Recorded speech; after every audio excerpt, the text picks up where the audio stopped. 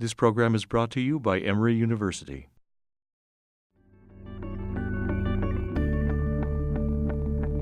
The primary thing that emerging market companies need are human resources, people who have technical skills. And by technical skills, I don't just mean science and engineering, although that is in dire need, but skills in basic technical functions of business, such as finance, accounting, the application of information technology to management practice and to strategy. Not knowing about computers or programming computers for their own sake, but to leverage this emerging market company and achieve greater efficiencies. From my own work, sometimes it's such a waste of talent when you see the lack of efficiency and the inability to use people where they could best be used.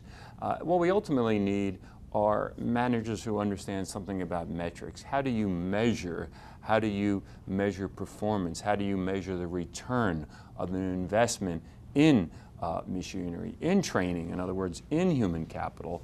And at the end of the day, I think any human resource executive has to find managers across the spectrum for a company, whether it's a marketing manager or a manager of finance who has some basic knowledge of finance.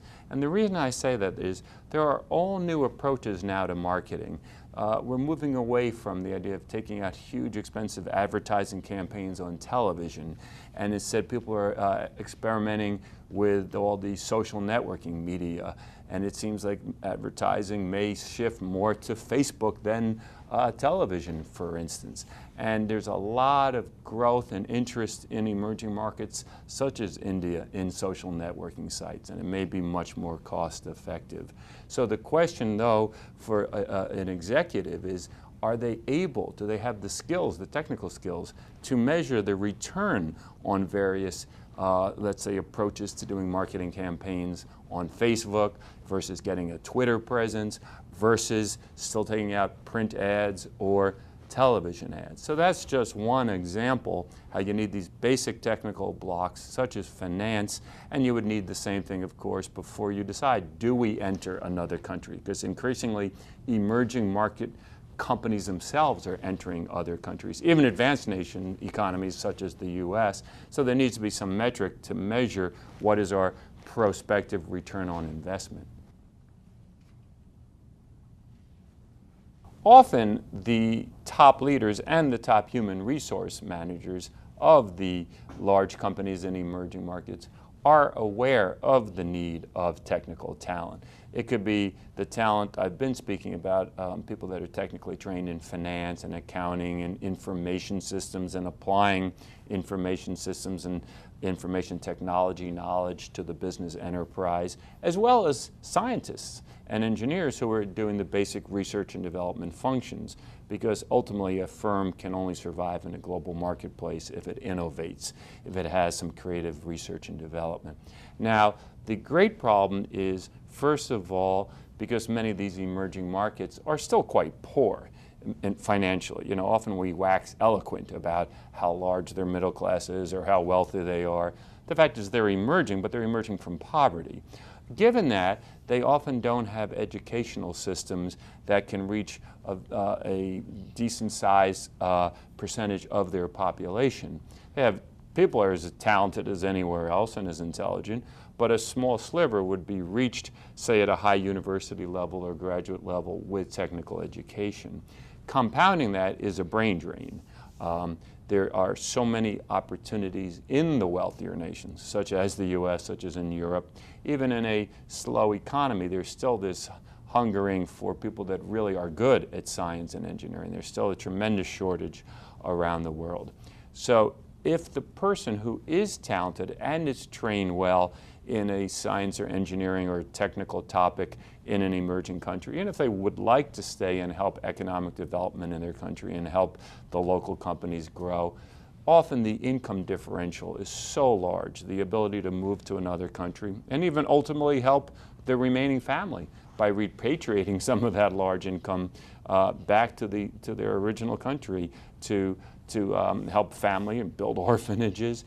So there's a brain drain even of a group of technical workers of which is already a shortage. And it isn't really just for highfalutin businesses.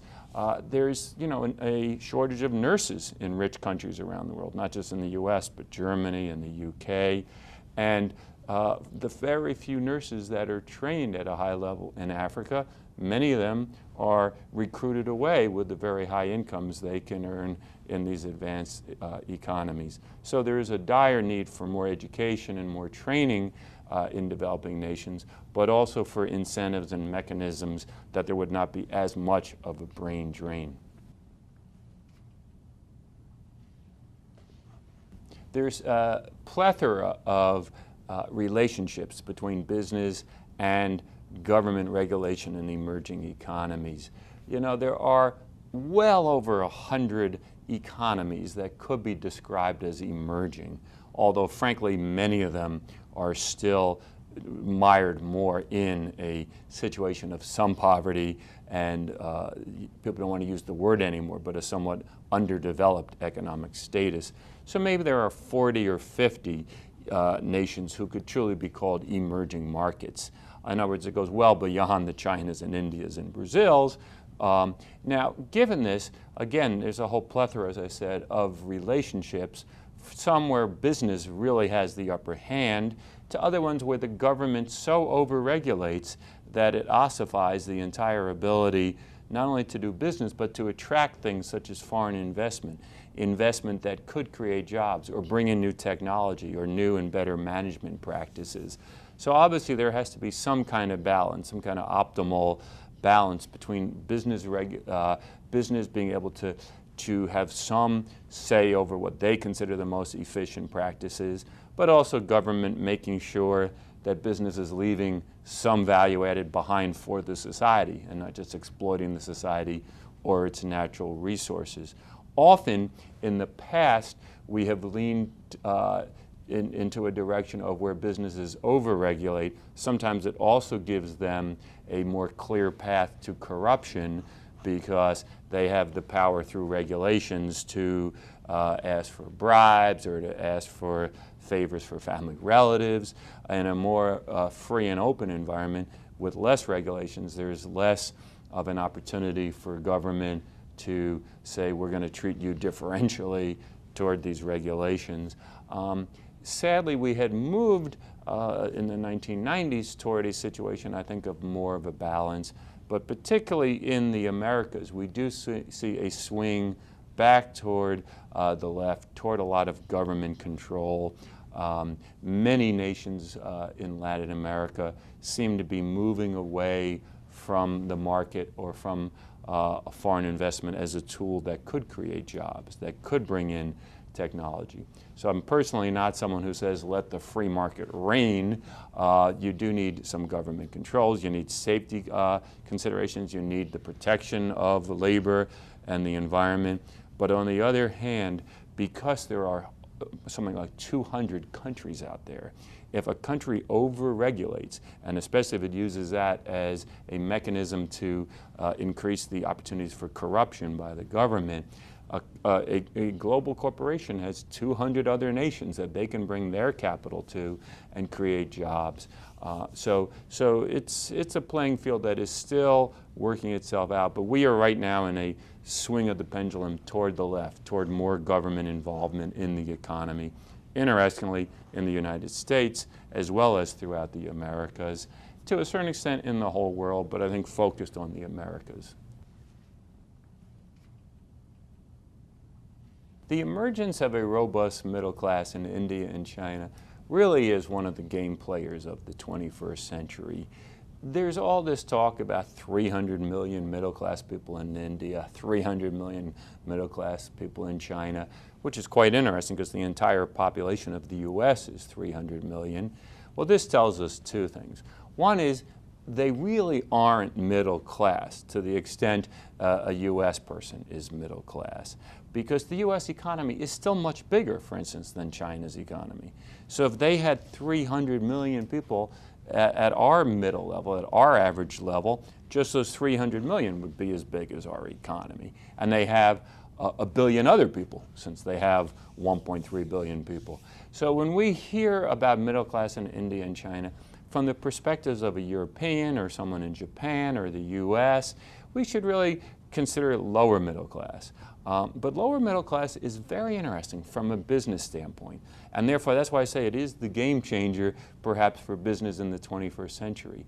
Especially because with economic growth in China and India, and they're still growing even in 2009 in the face of what is otherwise a worldwide recession, they will move from a lower middle class into a lower middle class. And these movements, or even from poverty into a lower middle class, moves you into the realm of, I can afford a cell phone and cell phone service. I can move toward affording a very small car and the oil that will be consumed as I drive that car around, and the steel that will go into the production of that car. So we are moving, and we're seeing that in terms of the sales of cars in a place like China beginning to exceed the sales in the US for the first time. But we also see it in terms of this, the explosion of cell phones and even internet-enabled cell phones in China and India. When you look at a company, well, let's take an example, a Finnish company, Nokia. Okay, they're not going to make their money in Finland, not enough people. So they expand throughout Europe, they expand throughout the United States, very well known in the United States, but they know a lot of their future growth is China and India. And they've positioned for that, just as the Coca-Cola company has. You don't need to be upper class to afford a branded beverage like Coca-Cola instead of some local unbranded or non-global beverage. But if you're lower middle class, you can afford it. If you're in poverty, you can't afford it, and you'll stay with the local alternative. So the difference is there's a rising middle class in Brazil and Colombia. It's already happened in South Korea. It's happening in Thailand. But we're talking about 20 million people, 30 million people. In the case of India and China combined, we're talking about 500 million people. Within the next decade, hundreds of millions of more to follow them. Probably the world of business will never be the same. And from a humanistic standpoint, it's a wonderful thing, because people, by moving out of poverty, they're living longer lives. The infant mortality rates in China and India are plunging downward. So people are living much better lives. It isn't just a matter of some economists saying their gross domestic product is higher, their lives are longer, and their children are living. Foreign investment in Africa right now is one of the most controversial subjects, not just to people interested in business, such as myself, but politicians and people interested in the entire geopolitical structure of relations. Number one, China has a thirst for natural resources. It's understandable. They have 1.3 billion people, rapidly growing their economy, some years at double-digit rates, but averaging at least 8 or 9% a year, and it probably will continue to grow at least 7% a year for decades. Well, what do you do with so many people in such economic growth when people no longer want to just ride the bicycle and they have not just the desire, but they'll have the means to buy a car? Where do the ores come from for the metal? Where does the iron ore come from? Where does the oil come to power these vehicles? Also, as China becomes an industrial, it already is an industrial power, but as it continues to grow, again, where are they going to get the ores for the metals they use? Where are they going to get the fuel? Well, it turns out that Africa is a place where we are finding, not we, but the world is finding tremendous resources, mineral resources. Obviously, they've always had food resources, but also oil resources off the coast of West Africa, but even in places like Sudan. And this is why this is such an important topic geopolitically as well as economically. A country like the United States or a European country is not going to do business right now with the current government in Sudan, not with the genocide going on in Darfur. On the other hand, China is doing business with the current government in Sudan. I'm trying not to say this judgmentally, because we have to understand what lies beneath this. A nation of 1.3 billion people feeling that their entire development will be cut off if they don't have access to minerals and to development of energy sources. And Sudan is kind of virgin territory for the development of these natural resources. So what we need is some kind of international dialogue, but maybe more than dialogue. People always talk about dialogue, maybe dialogue with some teeth, where, for instance, China has to be asked to play along with the other nations to say, yes, we're all interested in developing Sudan's resources and having our companies come in. But we can't do that if it props up the Sudanese government. We need to have a common declaration of a basic set of human rights. Otherwise, we're kind of having a race to the bottom. Who will sacrifice any interest in human rights in order to get to the resources first? And Sudan is just an example. There are nations in West Africa as well where the Chinese, or others, I don't want to just again isolate the Chinese, perhaps will play by a different set of rules than, for instance, a U.S. corporation is allowed to play. We have a Foreign Corrupt Practices Act. If an executive of a U.S. corporation is caught in bribery, they go to jail. They don't just get fined. So there has to be, I think, some international harmonization, but there has to be more teeth. You know, people could be talking about Darfur 3 years from now. They've been talking about it for a long time as it is. And the Sudanese government, if they are financially propped up by the Chinese, they may keep going on indefinitely. And meanwhile, the Chinese are getting first shot at these resources, which is also unfair to the many nations and the many companies around the world who will hunger for resources in the future.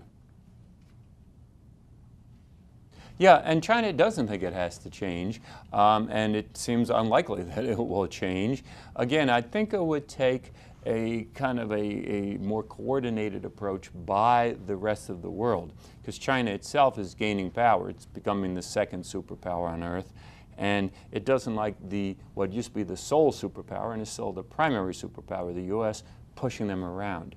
And now it has leverage on the U.S. because the U.S. has such huge government deficits, and we have to borrow to cover our government expenditures. And China, because they have a very high savings rate, very much to their credit, has been a big lender to us in buying the debt that the government issues, which means we really, as the United States government, can't go in and tell China that much anymore what to do or what not to do.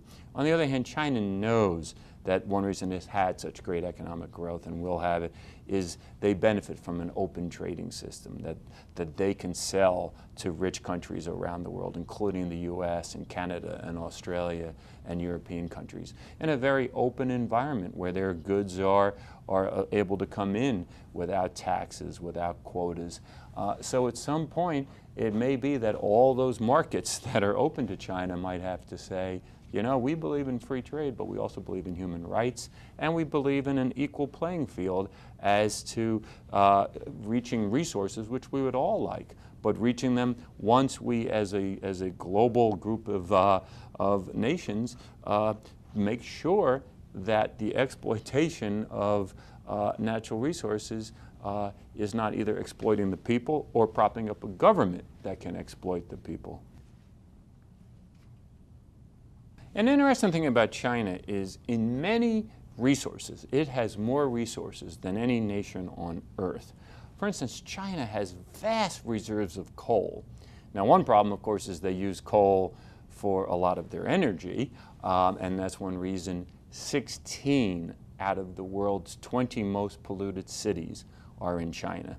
And if you go to China, again, you don't want to judge. And again, China has done some wonderful things, moving hundreds of millions of people out of poverty. Maybe that is a more basic human need at one stage of development. But if you go to China, you realize these are not just statistics.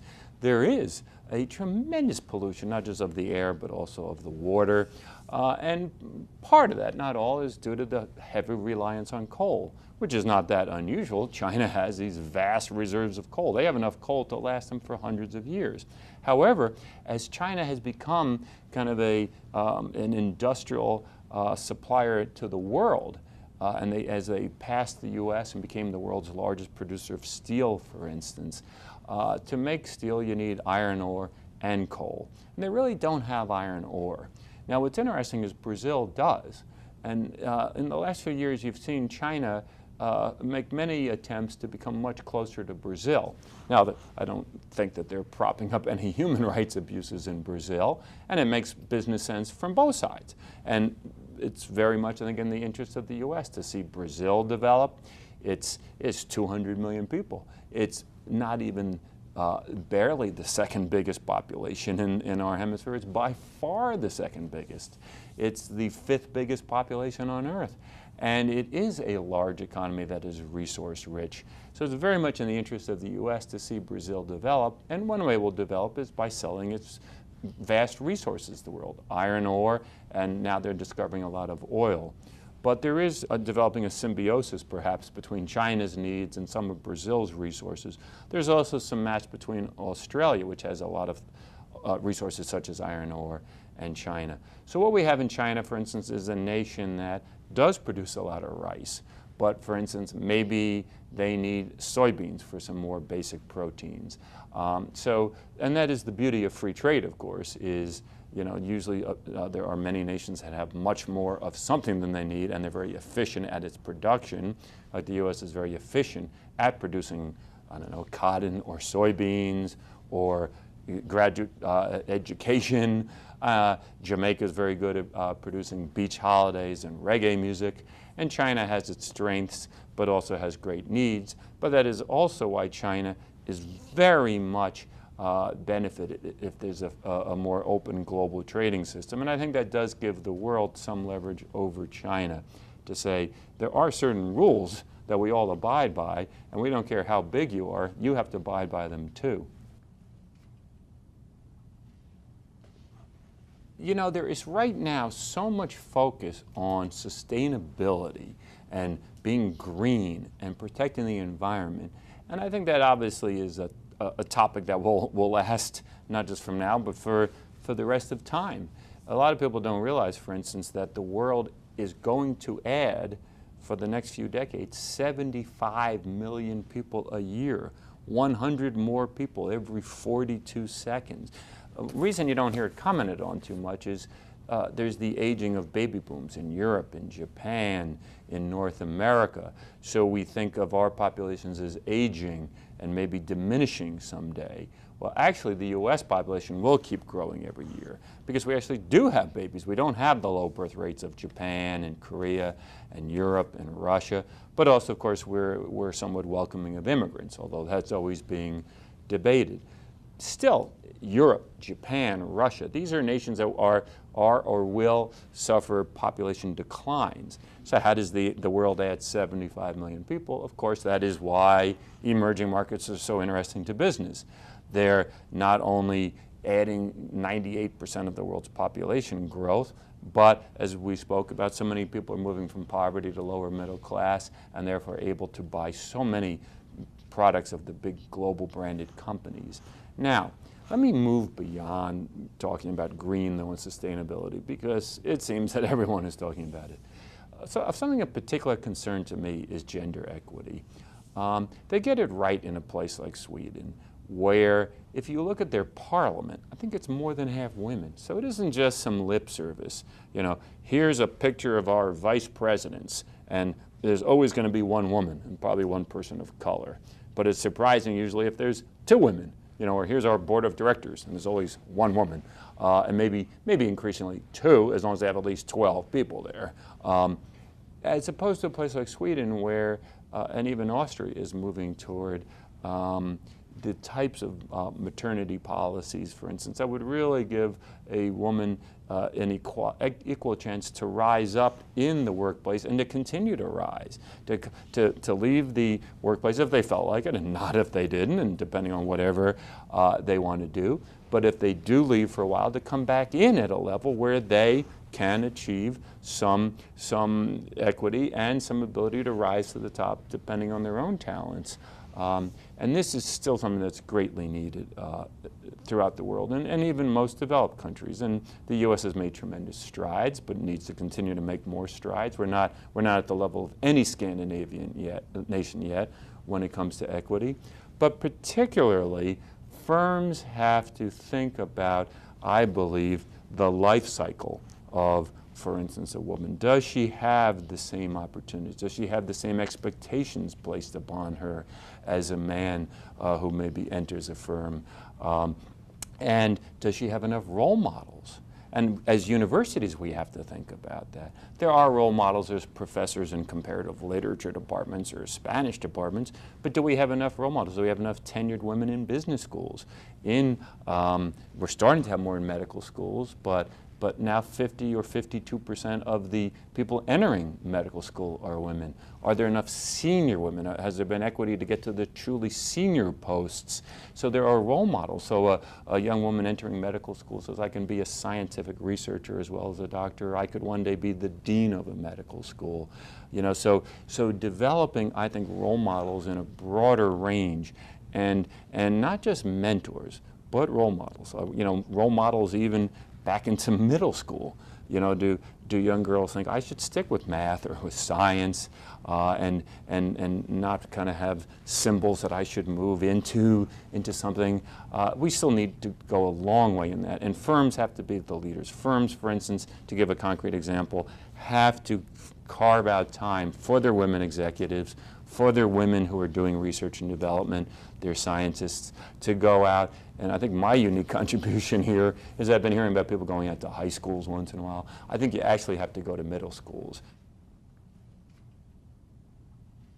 The biggest misconception American businesses have about doing business globally is that it's risky. Now, of course, there's some risks involved, but there's also a lot of risks involved in doing business in the U.S., especially as a finance professor as well as an economist. We always talk about diversifying. What if the U.S. economy does poorly? Well, certainly China and India are emerging markets. They're not fully advanced, but they have a lot better growth prospects than the U.S. economy, for instance. And a truly global company, or a company that tries to begin to unfold a global strategy, they're going to go into some markets that are going to grow very well and succeed, and others won't, but that's why you become a global company. To use one example, the Coca-Cola company, I think, and Nestle may be similar, I think, they do business in something like 200 countries. So certainly some of those will not do well, so there's risks. But the fact is they're spreading out the risk by being in so many countries.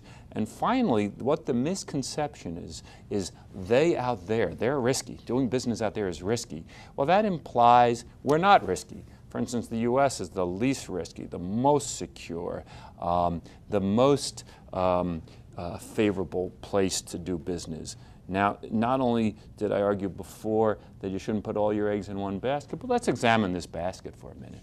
A country that has passed $11 trillion of federal government debt, that could hit $20 trillion of government debt as we end 2014, that's pretty clearly going to hit 18 trillion, at least in the middle of 2013. It's a country that has tremendous government debt, and I haven't even talked about personal debt and how so many individuals over-leverage themselves, and it will take years to work that off. And many corporations, not all, but many corporations have too much debt, or they made their bets based on projections of the U.S. economy that proved to be very rosy, as did a lot of banks, so they took on too much leverage. So if you look at the world, you look at the finances, the public finances and the personal finances of many countries, including many emerging markets, and you see situations that are less risky. You might say these economies and these financial systems actually have better underpinnings than the U.S. economy.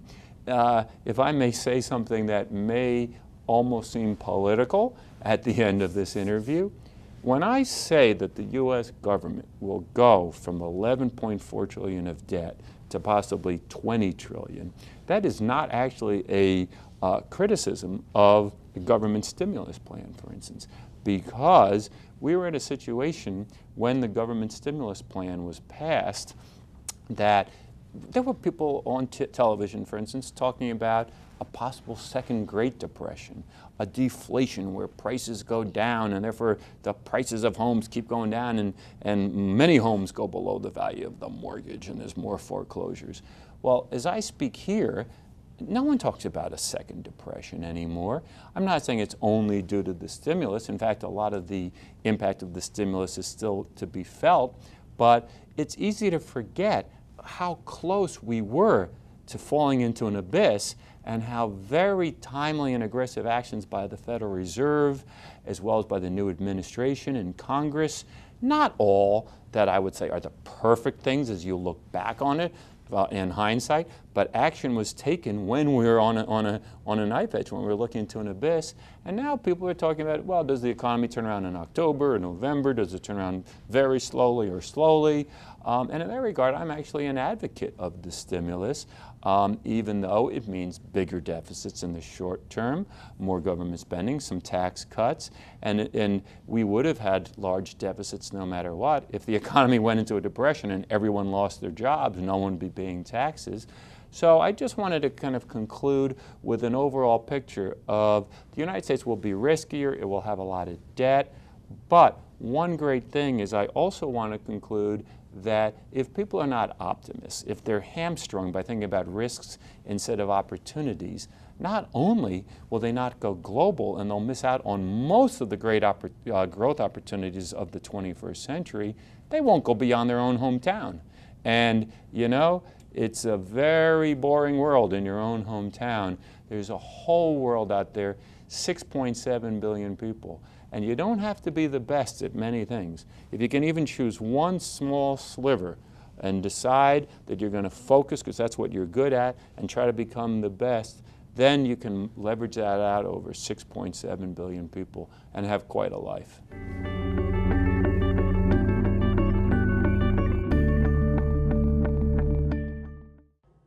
The preceding program is copyrighted by Emory University.